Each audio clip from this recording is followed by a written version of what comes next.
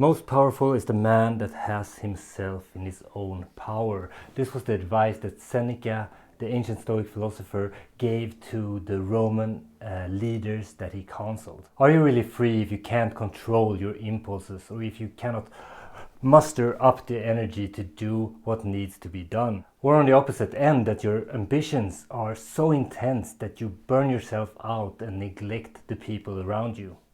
Today we're going to talk about Discipline is Destiny and share my favorite takeaways from it. Let's go! Hi and welcome to the BookLab. I'm Björn, and this is the place where we bring you the best book recommendations when it comes to philosophy, psychology, human nature and human potential. And today we're going to talk about Discipline is Destiny by Ryan Holiday, and this is the latest book in his series called the Stoic Virtues Series. The Stoic virtues are the cardinal virtues of courage, temperance, wisdom, and the elusive virtue, justice. This book will guide you down the path of temperance. This is like the foundational virtue on which all the others rest upon. Discipline is Destiny takes examples of prominent figures from history that have really mastered themselves, and it shows how that mastery have made them stand apart from the crowd and enabled them to change the world. And it also shows how a lack of discipline and temperance can be your ruin. As modern people, we build walls against anything we find unpleasant in life. This makes us very dependent. We have everything we could ask for, on demand, 24/7, quote. The finest ingredients, cooked by the best restaurants, delivered to our door in minutes at the slightest sign of hunger. But we have to understand that the modern world is conspiring against us. It makes us very vulnerable. It diminishes our ability to endure hardships. Quote, we take the easy way because it's always there. Comfort is fine, but in moderation. We have become very dependent on our comfort, and hence we become fearful because we're afraid we're going to lose it. This is why the Stoic teaches us that we should practice voluntary discomfort, to put ourselves in hard situation in order to prepare ourselves for adversity when it comes, and it always comes. And Mahatma Gandhi is the great example of this. Gandhi, he lived a Spartan life as a law student. This period prepared him for his future challenges. He was used to getting by on little. When he was thrown in jail, this became his edge. There was nothing they could take from him that he had not already practiced being without. The practice of voluntary discomfort can be done in many ways, and I have a full video on just the subject and book recommendations on the topic that I urge you to check out after this. But it can be that you sleep on the floor for a bit, you only eat very plain food, you deny yourself regular pleasures like a glass of wine. Attack the dawn, quote.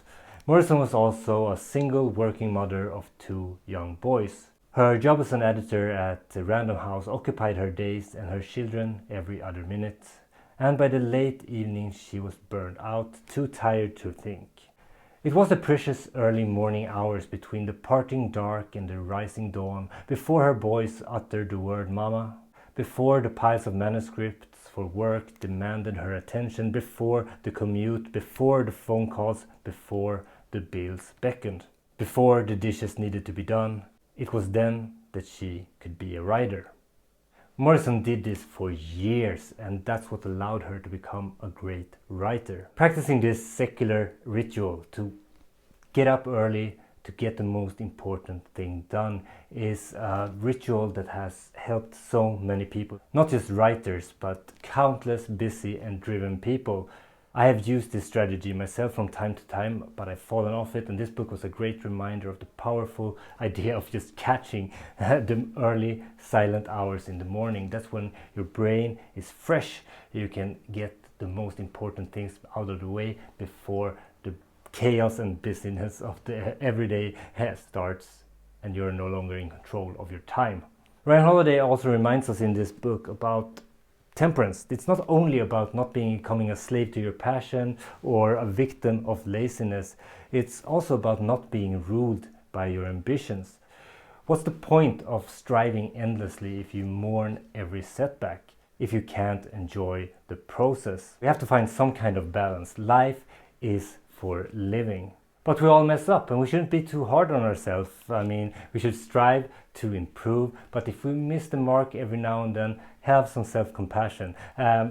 This is something that I've been struggling with because I get quite carried away in my projects, and I just want to do so much that I sometimes forget that I need to sleep, I need to be there for my family, I need to take a break now and then. And this is something that many books don't talk about. They talk about doing more, being more disciplined, but hell, we're just people, we mess up, it's okay. Even though the people in this book showed remarkable levels of self-discipline and temperance, they all had periods when they went off the path.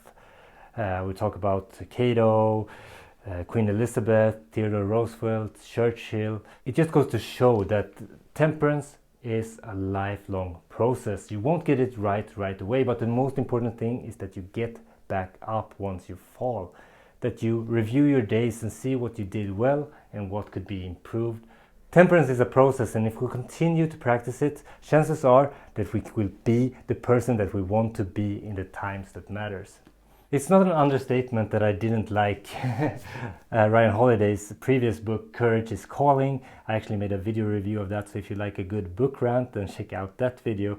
I didn't like this book at all. But with Discipline is Destiny, all things are forgiven. This is actually one of my favorite books of this year because it served as a great and timely reminder that I needed to get back on track with certain aspects of my life. Throughout the years, I've done a lot of experiments with my life because I want to find out what's a good way to live. How much do I need to sleep in order to feel well? Is meditation good for my well-being? Is alcohol worth the hangover? What's a good philosophy of life? I've pondered these questions and I've tried things out, but the problem is that I've failed over and over again. Even though I know the answer to these questions, I've failed to live in accordance with it. This book has served as a reminder of how important it is for me to get back to those practices that really benefited my life, and I'm super thankful for that.